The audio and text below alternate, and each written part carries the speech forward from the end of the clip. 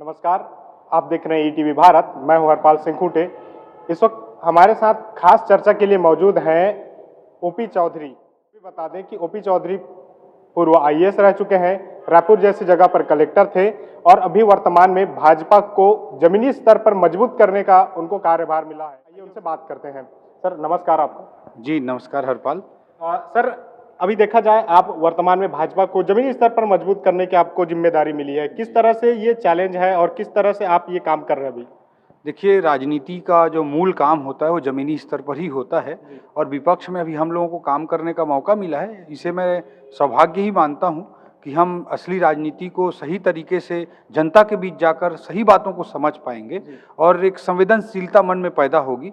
तो मुझे लगता है कि ये राजनीति का सबसे पहला कखहरा होता है, क ख ग घ होता है, अंगा होता है, अ से चालू होता है अनाराम से।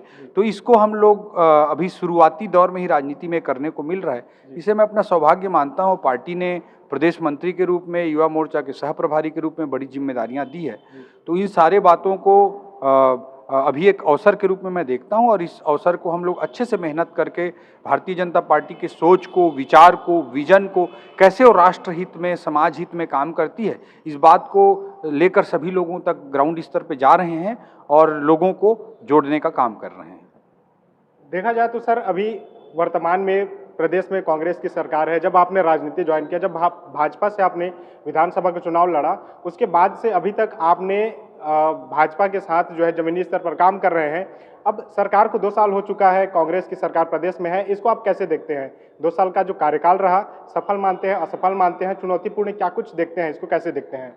मैं यही कहूँगा कि छत्तीसगढ़ राज्य के जो गरीबी, पिछड़ेपन का जो दर्द था आज़ादी के बाद से, उसको अगर किसी ने समझा तो भारतीय जनता पार्टी ने समझा, अटल बिहारी वाजपेयी जी ने समझा। इसीलिए 1 नवंबर सन 2000 को उन्होंने छत्तीसगढ़ राज्य की स्थापना की। कांग्रेस को ये अवसर तो 40 साल तक मिला हुआ था, लेकिन उन्होंने ये काम नहीं किया। अटल जी ने, भारतीय जनता पार्टी ने किया। छत्तीसगढ़ के असली दर्द को अटल जी ने, भारतीय जनता पार्टी ने समझा और 3 बार लगातार छत्तीसगढ़ की जनता ने भारतीय जनता पार्टी को आशीर्वाद दिया। लेकिन इस बार इन्होंने झूठ का पुलिंदा फेंका और जनता को ठगने का काम किया है। इन 2 सालों को मैं व्याख्यायित करते हुए यही कहना चाहूँगा कि ऐसा कोई सगा नहीं जिसको कांग्रेस ने ठगा नहीं। दीदी बहनों को इन्होंने कहा शराबबंदी लागू करेंगे, स्व सहायता समूहों का कर्जा माफ करेंगे, नहीं किया। युवा साथियों को कहा कि हम 2500 रुपये बेरोजगारी भत्ता देंगे, नहीं दिया। बुजुर्गों को कहा जिसका 60 साल उम्र हुआ उसको 1000 रुपया, जिसका 75 साल उम्र हुआ उसको 1500 रुपये पेंशन देंगे, नहीं दिया। कर्मचारी साथियों को, रोजगार सहायकों को, ग्राम पंचायत सचिवों को, आंगनबाड़ी कार्यकर्ताओं, सहायिकाओं को, प्रेरकों को, शिक्षा कर्मियों को, पुलिस के साथियों को, विद्यामितानों को, सारे कर्मचारी वर्ग को इन्होंने ठगने का काम किया। किसान भाइयों को भी आज रकबा कटौती के नाम पे, बारदाना के नाम पे हर तरह से ठगने का काम कर रहे हैं। तो इसीलिए मैं कहता हूँ कि चाहे महिलाएं हों, चाहे युवा हो, चाहे बुजुर्ग हो, चाहे किसान हो, चाहे कर्मचारी हो, चाहे प्रधानमंत्री आवास योजना वाला हो, चाहे चिट फंड वाला हो, चाहे हेल्थ कार्ड वाला हो, चाहे उज्ज्वला योजना वाला हो, सबको ठगने का इन्होंने काम किया है। इसीलिए मैं कहता हूँ ऐसा कोई सगा नहीं जिसको कांग्रेस ने ठगा नहीं। चलिए, ऐसा कोई सगा नहीं जिसको कांग्रेस ने ठगा नहीं। यही बात के साथ हम जो दर्द है आपने बताया कि जो लोगों का दर्द है उसे भाजपा ने अच्छे से समझा। लेकिन बात करें, एक जो दर्द होता है प्रशासनिक अधिकारियों का, क्योंकि आप ब्यूरोक्रेट्स में रह चुके हैं, उच्च स्तर पर रहे, तो आपसे जानना चाहेंगे आपकी जो ब्यूरोक्रेट्स हैं उनको राजनीतिक में किस तरह से तकलीफें होती हैं?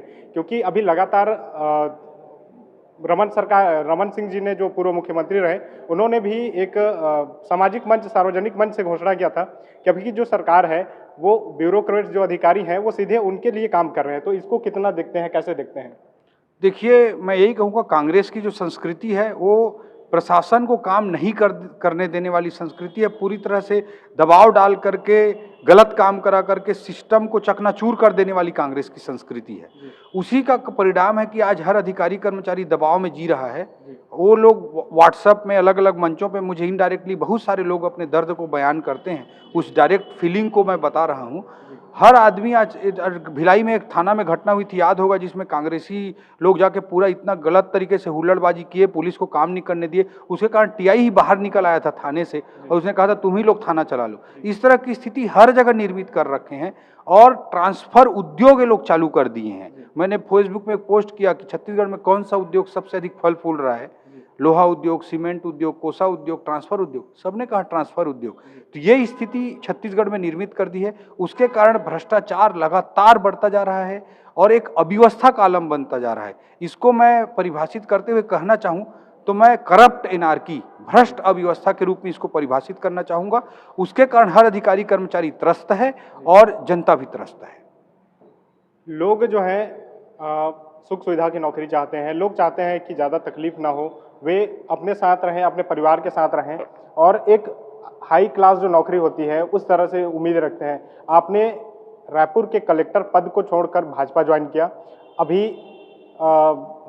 भाजपा को जो है मजबूत करने पर लगे हुए हैं।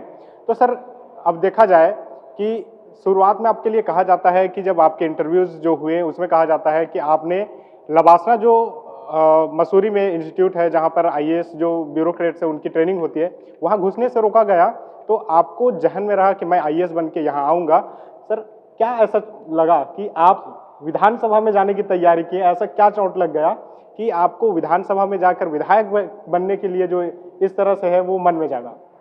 चलिए, प्रशासन में निश्चित रूप से बचपन में मैं प्रेरित हुआ जो अपने जीवन की घटनाएं हैं उससे कि प्रशासनिक अधिकारी बनना चाहिए, और मैं प्रशासन में गया, बहुत कम उम्र में गया और 13 साल तक छत्तीसगढ़ की सेवा करने का, मुझे अलग अलग जिलों में काम करने का मौका मिला और मैंने इस अवसर में बहुत अच्छा काम करने की कोशिश की और मुझे बहुत संतुष्टि है कि मैं हमारे अपने छत्तीसगढ़ के भाई बहनों के लिए बहुत कुछ कर पाया।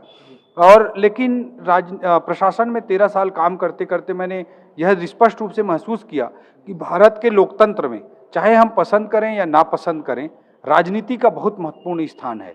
राजनीतिक नेतृत्व अगर सही होगा तो पूरा का पूरा प्रशासनिक तंत्र अच्छा काम करने लग जाता है, और राजनीतिक नेतृत्व अगर खराब होगा तो पूरा का पूरा प्रशासनिक तंत्र चरमरा जाता है। तो इसलिए मुझे लगता है कि राजनीति बहुत महत्वपूर्ण है और निश्चित रूप से राजनीति चुनौतीपूर्ण भी है। तो यहाँ अनेक प्रकार की चुनौतियाँ हैं। हम कह देते हैं कि राजनीति में बहुत परेशानियाँ हैं, वहाँ गंदगी है, कीचड़ है, इस तरह की बातें लोग बोल देते हैं, लेकिन उस गंदगी में भी जब हम उतर के काम करने की चुनौती को स्वीकार नहीं करेंगे, बाहर सिस्टम से बाहर रह करके उसको कोसते रहेंगे, तो जीवन की प्रासंगिकता सही मायनों में मैं नहीं मानता। इसलिए मुझे लगा कि भाई उस जो चैलेंजिंग है और जो इम्पोर्टेंट है उसका हिस्सा बनकर उसकी चुनौतियों को स्वीकार करते हुए, संघर्ष करते हुए कुछ अच्छा उसमें हम कर पाएँ, उसी में जीवन की असली सार्थकता है। इस बात को मैं समझते हुए राजनीति में प्रवेश किया हूं। बट प्रशासन भी अत्यंत महत्वपूर्ण है और जो भी मेरी क्रेडिबिलिटी है, जो कुछ भी लोग मुझे चाहते हैं, कहीं ना कहीं 13 साल तक मैं जनता के बीच में अच्छा प्रशासनिक काम किया, इसलिए मुझे जो लोग चाहते हैं वो चाहते हैं।